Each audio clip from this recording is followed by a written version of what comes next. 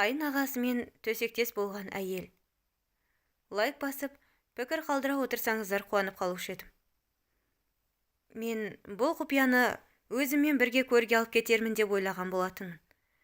Алайда біреуге шерімді тарқатпасам, ішімде атом бомбасы секілді жарылатын түрім бар. Білемін. Мұны естіп, біріңіз ұрсып қарғап сөгерсіздер. Сонда да айтқанды жөн көрдім. Мен үйдің үлкен қызымын. Жастайымнан жоқшылықты көріп, азабын тартып өстім. Бір күн қара суға нан батырып жесек, бір күндері аштан аш ұйықтаған кезіміз болды. Әкем мектепте қарауыл, анам болса мектептің еденін жуады. Екеуі де таңнан кешке дейін жұмыста. Менен кейін 2 сіңлім, 2 бауырым бар. Анам 4 бауырымды маған аманаттап тастап кетеді. Өзім небәрі 10 жастағы қызбын. Өзге балалар ойын қуып, мәз-мейрам болып жүргенде, мен су тасып, от жағып, кір жуып жүруші едім. Оларға қызыға да қуана қарап, тамсанып қойғаннан басқа амалым жоқ болды. Сол тірліктің бәрін істегеніммен қоймай, 4 бауырым бірдеңені бүлдірсе, үнемі мен жазаланушы едім. Анам не әкем бір рет болсын жарайсың қызым деп, басымнан сипап мақтаған емес. Ешбір адамнан мейірім көрмей, жылулық сезінбей өстім. Кейде бәріне қолымды бір сілтеп, өте алыс жаққа қашып кеткім келетін. Бірақ қайда, қалай? Еш амалсыз солай күнім өте берді. Бір күні кенже інім ауырып қалды.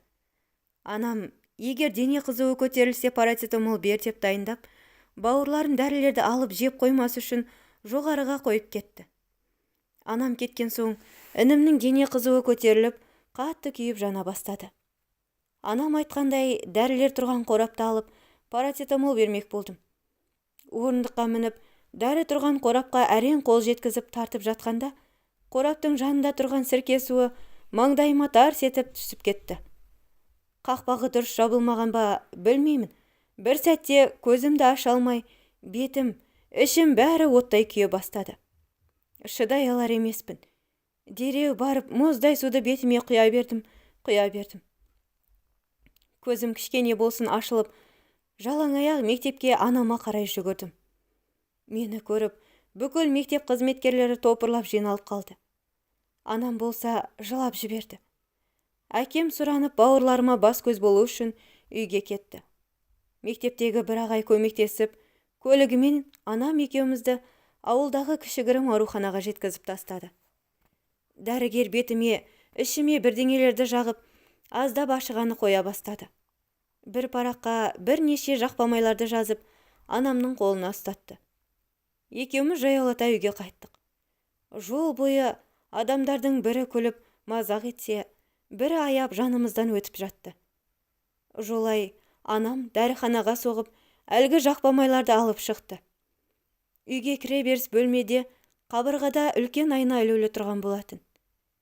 Аяқ киімімді шешіп, басымды көтергенде, айнадағы құбыжықты көріп шошып кеттім. Ол бейне менің өзімнің түрім екеніне сенгім келмеді. Төбемнен найзағай түскендей күй кештім. Сол күннен бастап қотыр бет атандым. Айнаға қарағым келмейді. Сыныптастарым, өзіммен қатарластардың бәрі келеке етіп, әр күн сайын үйге жылап қайтушы едім. Бұрындары үйден қашып мектепке барғанша асықсам, енді мектепке бармау үшін түрлі сылтау іздей бастадым. Дүние көзіме тар көріне бастады. Айналамдағы адамдардан өзімді оқшаулай бастадым. Мен жастайымнан жұмысқа салған ата-анама деген өкпем қара қазандай болды. Әр түн сайын, неге өмірім соншама қатыгез? Неге біздің жағдайымыз өзгелердікіндей емес? Неге мен өзге балалар секілді ойнап күліп жүрмеймін? Неге әке-шешем мені еркелетіп, жанға жылу сыйлайтын сөздер айтпайды? Неге? Осы сұрақтарға жауап таппай ұйқыға кететінмін. Тіпті ұйықтап жатсам да түрлі түстер көріп, шошып оянатынмын. Не күнім, не түнім жайлы, тыныш өткен емес. Балалық шағым бақытқа емес, мұңға толы болып өте берді. Ініне тығылған мақұлықтай өмірім бір қалыпта мәнсіз, мағынасы жалғасын таба берді. Кейде өмірден түңіліп кеткенімде, Менен де жағдайы нашар адамдарды көз алдыма елестетіп шүкірлік ететінмін. Аллаға тәубе, аяғым, қолым бүтін. Жүре алмайтын, көре алмайтын адамдардың барын ойлап тәубеме келуші едім. Есейе келе өмірім тамырынан үзілген, солып қурап қалған гүлдей мәнсіз бола берді. Мен ешкім достасқысы келмейді. Бір-екі жақын құрбым бар болатын. Өзгелер оларды Қотырбеттің құрбысы деп келеке ете берген соң, олармен достығымызда соңына жетіп, жолдарымыз екі айырылды. Мына кең дүниеде жападан жалғыз қалғандай күйде жүрдім. 8 наурыз мерекесінде қыздардың құшағы гүлге толса, мен сол кітап толы сөмкемді құшақтап қайтушы едім. Өзгелер әр мерекені күтіп, күн санап жүрсе, мен мереке күндердің болмағанын қалаушы едім. Өйткені айналамдағы адамдардың барлығы сый-сияпатқа бөленгенін көріп, жанарым жасқа толып, өзімді өзгелерден кем санап, мұңайып қалушы едім. Жапандағы жалғыз досым, сырласым, мұңдасым бір тәңірім ғана болды. Әр түнде тәңірден маған бақыт бұйыртуын сұрап, жалбарынып, екі қолымды жайып дұға жасаушы едім. Жаһандағы жан баласынан мейірім, махаббат сезінбеген соң, өзімде тас жүрек, қатыгез жанға айналдым. Мектеп бітіріп, бой жетсем де, мені сүйер, қасымнан табылар бір ер азаматты кезіктіре алмадым. Әрине, ішкі жан дүниесіне емес, сыртқы сұлулыққа мән беретін мына заманда маған кім қарайды дейсіз? Тең-теңмен, тезек қабымен дегендей, өзім секілді жалғыздықтың дәмін тартқан, әке-шешесінен ерте айырылып, қиындықпен күресіп, өскен ауылдағы Асқар есімді жігіт танысуға ұсыныс білдіріп, қырындай бастады. Құдайдың қалауы осы болар. Әрі мені жағдайы менімен ұқсас адам ғана түсіне алар деген сеніммен Асқарға тұрмысқа шықтым. Бетінде тыртығы бар, жұрт айтқандай өзім секілді Қотырбет болса да, жүрегінде мейірімі, иманы бар жолдасымнан жылулық сезініп, өмірге деген көзқарасым аздап өзгере бастады. Асқардың Асқат есімді жалғыз ағасы бар.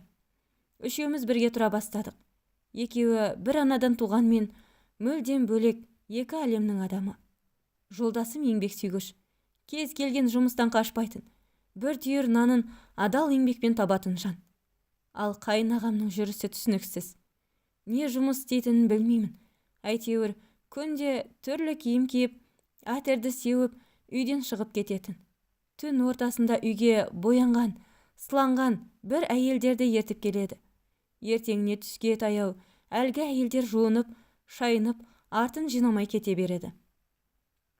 Жолдасым екеуі ит пен мысық секілді қас қағым сәтте ырылдасып, жаға жыртысып қалатыны тағы бар. Өзімді өзгелерден тұмшалап, қапастағы құстай кең дүниенің қызығын көрмеген мен сорлының ақыл ойым, санам, заманның ағымына ілесе алмай, әлде қайда артта қалып кеткенін түсіне алмаппын. Кейіннен бәрін де түсініп алдым.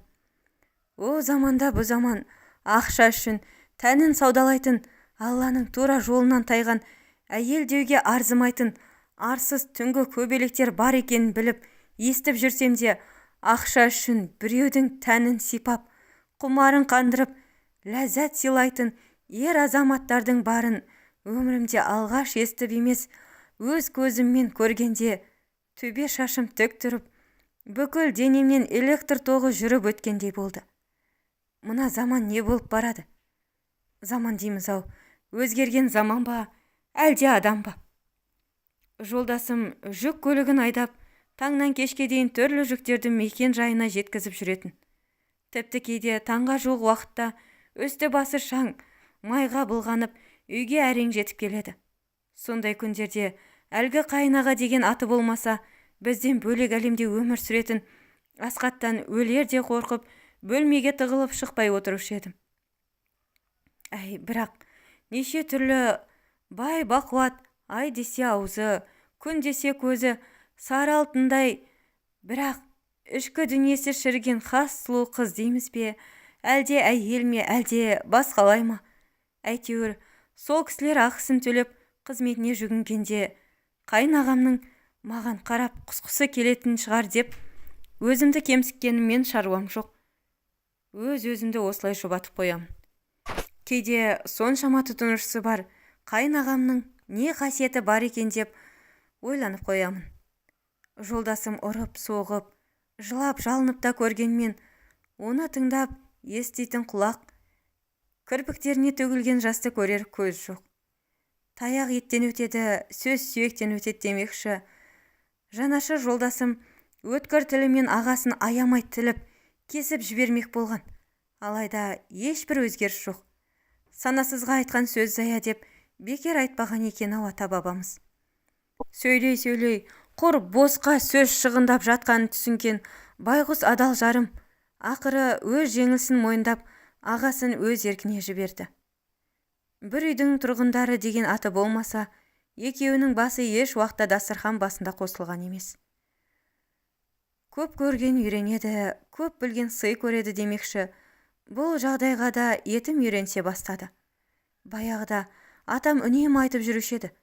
Адам болам десең, арыңды ақшаға сатпа деп. Қазір сол ақшаға сатылмайтын дүниенің өзі қалмаған секілді. Ақша адамға не істетпейді шіркін. Сол ақшаны алғанша қайнағам әлгі тұтынушыларына балын тамызып, ұйқастырып, сөздің сәнін келтіре отырып, неше түрлі мақтауларды жауғызады. Сол сөздерді туған бауырына айтуға аузы бармасы анық. Ақша жүрген жерде ұялу, қысылу деген сезімнің болмасы белгілі болар баршаңызға. Кейде ана әйелдердің даусын естігенде айдалада жүрген мына мен ұяттан өртене жаздап, екі бетім алмадай болып қызарып, әйел болып туғаныма өкініп кететінмін. Амал жоқ, бұл дауыстарға жолдасым өзімізге үй тұрғызып біткенше шыдауға мәжбүрмін. Тіпті болмаған соң бөлек пәтер жалдап көрдік. Бірақ жолдасымның табысы пәтер ақы, азық түліктен артылмай, үйдің құрылысына ақша жинай алмаған соң, мәжбүрлі күйде жын ойнаққа қайта көшіп келдік. Көбірек табыс тауып, үйді ертерек бітіріп бөлек шығу үшін Асқар күн-түн демей тыным таппай жұмыс істеп жүрді. Мен де жұмысқа шығып көрдім. Бірақ адамдардың көзқарасы, түрлі пікірлерді көтере алмай, жылап-сықтап жүргенімді көріп, Асқар үйге отырғызып қойды. Бәленің бәрі де осы кезден басталды. Жолдасым біздің болашағымыз үшін тыным таппай, шаршап, шалдығып жүрсе, мен сорлы оны түсінбеген екенмін. Әуестік пе, әлде ессіздік пе, қайын ағамның қызметіне риза болып, шаттықтан дауыстары жарқын шыққан әйелдерге еліктеп, маған көңіл бөлуге уақыты жоқ жолдасыма ренжіп, сондағы демалатын 1-2 сағат уақытын ұрыс-керіспен өткізіп, маза бермей қоятынмын. Алғашында дыбысын естісем, жыным ұстап, ашудан жарылардай болатын әйелдердің дауысы ендігі кездері құлағыма майдай жағып, ақылсыздыққа бой алдырып, нәпсімді, арым, ақылымды тежей алмай, өзімді солардың орнында сезінгім келе бастады. Алладан безген сорлы бейбақтар деп атап жүрген әйелдердің тізіміне өзімнің қалай кіріп кеткенімді түсіне алмай қалдым. Қайын ағамды көрсем делебем қозып, құмар қысып, ақылынан айырылған адамдай өз іс-әрекетімді тізгіндей алмай, беймәлім күйге еніп, тұла бойым балқып, шекемнен терім сорғалап кете беретін күнге жеттім. Ағаң секілді, кішкене мақтау сөз айтсаң болмайды ма? Ағаң секілді деп, нағыз жанашыр ер азаматымды ессіз емес, ез ағасымен салыстырып, күнді түні миын жеп, өзімнің ақмақтығымды түсіне алмай жүрген күндерім есіме түссе, өз-өзімді қамшымен осып жібергім келеді. Барды бағаламай, есі кеткен ессіздерге еліктеймін деп, өз ақыл есімнің қайда кеткенін ұғына алмай қалдым. Шайтанның арбауыма, әлде өзімнің көрсе қызар нәпсімнің жеңісі ме? Әйтеуір, жолдасым жоқ болса, бөлмеге тығылатын мына мен, ендігі кезекте ол жоқ болса етек жеңімді қысқартып, қайын ағамның көзіне түсу үшін әбігерге түсетін болдым. Кейде тіпті оның үйге келмеген қалаған кезімде болды. Жындының сандырағы келеді деп, жолдасым біреудің жүгін артып, 2 күнге басқа қалаға сапарға кетті. Сол кезде ессіз адамдай қуандым-ау шіркін. Оның келмесін біліп, нәпсімнен бір жола жеңіліс тауып, арым, ақылым бәрі бір демде жоқ болып кетті. Есіл дертім әлгі бақытқа, шаттыққа бөленген әйелдердің орнында бір сәт болып, қайынағамның құшағында болу болды. Еш уақытта мені жалғыз қалдырмау үшін өзге қалаға іс сапармен бармайтын жолдасымды менің пейілімді байқап, шайтан алып кетті ме білмеймін, әйтеуір арам ниетімді жүзеге асыруға барынша тырыстым. Сол 2 күн менің өмірімдегі орны толмас қателікке бой алдырып, ақылымнан адасып, өз-өзімді жек көруіме себепкер болған күн. Өкінгеннен не пайда? Өткенім қайта келіп, қателігімді түзе алмасам. Тана көзін сүзбесе, бұқа жүбін үзбейді дегендей, өзім жылтыңдап, қайнағама көз сүзіп, алдынан ары-бері қалауымды іс қимылыммен білдіргендей болып, кесе көлденең өте бердім. Ол да мені көп қинаған жоқ. Бұл істің маманына айналған қайнағам мені бірден түсіне қойды. Жуынатын бөлмеге кіріп, есікті ашық қалдырғанымды байқаған қайнағам артымнан еріп кіріп келді. Бірден беріле кетпей, аздап назданып үн қаттым. Мұныңыз не? Шығыңыз бөлмеден. Қойш келінжан, сенің көксегенің осы емес пе? Ендеше неге тартынасың? Кәне, кел. Не айтып тұрсыз? Кетіңіз. Сенің өтірік айтып тұрғаның көзіңнен ақ көрініп тұр. Қысылма.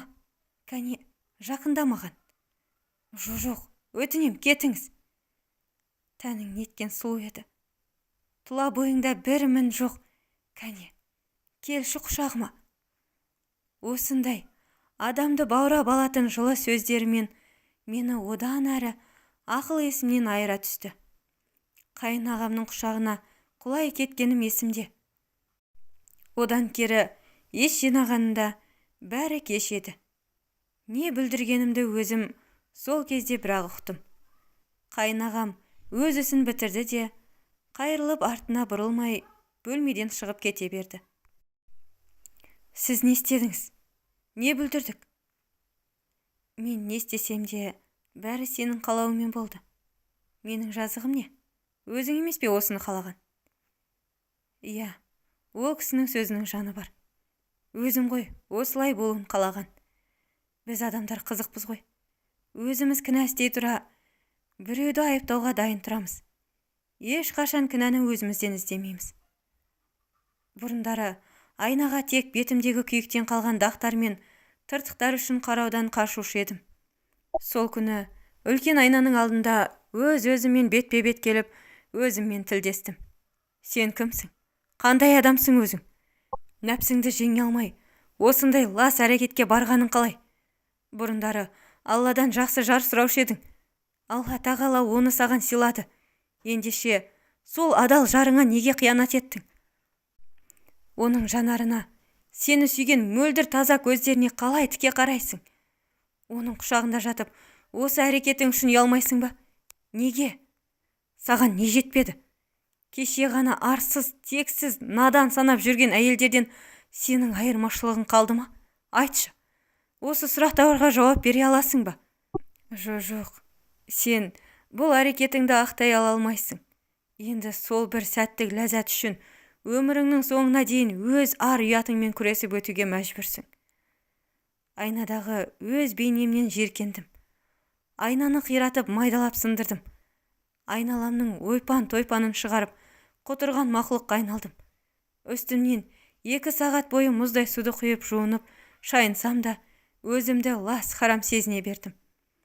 Өз-өзімді жек көріп, жиіркене бастадым. Өзімнің денемді тырнағыммен осып, шашымды жұлғанымды 1-2 сағат өтіп, тынышталған соң ғана байқадым. Денемнің бәрін жарақаттап тастаған екенмін.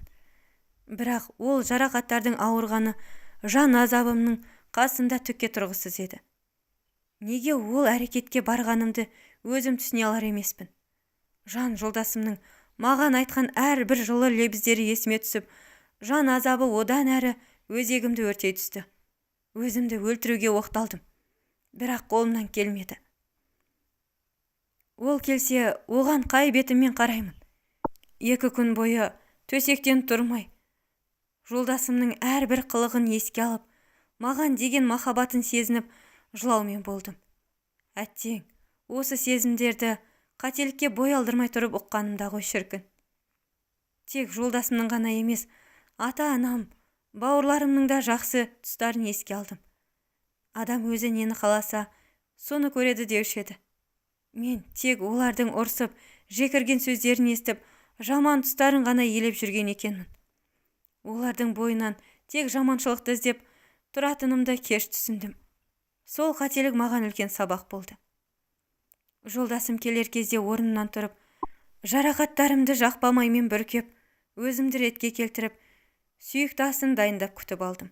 Есіктен кіріп, қарасы көрінген бойда, мойнынан құшақтап, құлағының түбіне шын жүрегімнен кешірші мені дегенімді. Оның көздері оттай жанып, не болғанын түсіне алмай, сасқалақтап қалды. Бір емес, себебін айта алмай 100 мәрте кешірім сұраған болармын. Аузымнан басқа сөз шықпай, өңешіме бір нәрсе тығылып, дем жетпей жүрегім қысыла бастады. Әрең дегенде есімді жиып, қалтырап, дірілдеген қолдарыммен ас ауқатын бердім. Түн уақыты келіп, сағынышын білдіріп, денеме қолы тигенде, көзімнен жас су бұрқақтай атыла кетті. Ол қаншама рет сұрақтың астына алса да, еш жауап бере алмадым. Не айтар едім? Сол күйі жабулы қазан, жабулы күйінше қалды. Әр түнде ол жаныма жақындағанда, сол бір жиіркенішті түн көз алдыма елестеп, өзімді жек көріп кететінмін. Бірнеше минутты қателігімнен өмірімнің соңына дейін жететін сабақ алдым. Мені қоғамнан алыстатқан өзгелер емес, өзім екенмін. Ел, жұрт күлсе болды, өзімді қапасқа тығып, шықпай жатушы едім. Ел айтса, не болыпты? Ит үреді, керуен көшет деуші еді. Мен сол иттердің үргенінен қорқып, керуенімді бір қуыста қалдырып қойған секілдімін. Олар келеке етіп күлген үшін өзімді көп дүниеден оқшалап, бар қызықтан құр қалып, соны сылтауратып жұмыс істемей үйде жатып алып, Абай атамыз айтқандай, қарынымның тоқтығы, жұмысымның жоқтығынан шайтанның арбауына түсіп қалғаным үшін өзімді жек көремін. Адамдардың бәрі бірдей емес екенін түсіне алмаппын. Менен де жағдайы мүшкіл жандар, біреулер арбамен жүріп, жұмыс істеуде, қолы жоқ жандарда өз кәсібін жасап жүргенін көргенде, аяқ қолым бүтін бола тұра, болмашы бетімдегі тыртықты желеулетіп, жұмыс істемегенім үшін өз-өзімді жек көремін. Адамдардың тек жаман тұстарын көріп, олардың жақсы тұстарын елемегенім үшін өз-өзімді жек көремін. Өзімнің мінез құлқымды ой елегінен өткізбей, үнемі өзгелерді айыптап, біреуді кінәлайтыным үшін өз-өзімді жек көремін. Бізді аш қалдырмау үшін, күндіз түні тыным таппаған әке-шешемді жазғырғаным үшін өз-өзімді жек көремін. Бұрындары менен де жағдайы жаман адамдар барын біліп, өзімді сол жандармен салыстыра отырып, тәубеме келіп, шүкіршілік етіп жүруші едім. Алланың барын ұмытып, тәсбімнен жаңылып, тура жолдан тайғаным үшін өзімді жек көремін. Ақылым мен иманымды бойымнан жойып, нәпсімнің құмарлықтың құрбанына айналғаным үшін өз-өзімді жек көремін. Қазір жолдасым мен жағдайымыз жақсы. Ол қызым болса да, сол бір қателігім үшін және оны жолдасыма айта алмағаным үшін өз-өзімді жек көремін. Қанша тырыссам да бұл сезімнен құтыла алмадым. Ал қайнағама келер болсақ, ол кісі әлі де бізбен бірге тұрады. Дәрмені құрып, бетіне әжім түсе бастаған соң, жұмысы тоқырауға ұшырап, тұтынаушыларынан айырылып, не бала жоқ, не әйелі жоқ, есінен адасып, шын ұмытты ма, өтірік пе, ол жағы бір Аллаға және өзіне аян. Өткенін ұмытып, есінен алжасып, бір бөлмеде қамалып, қу тізесін құшақтап өмір сүріп жүр. Каналыма тіркеліп, өз ойыңызды жаза кетіңіз, құрметті тыңдарман.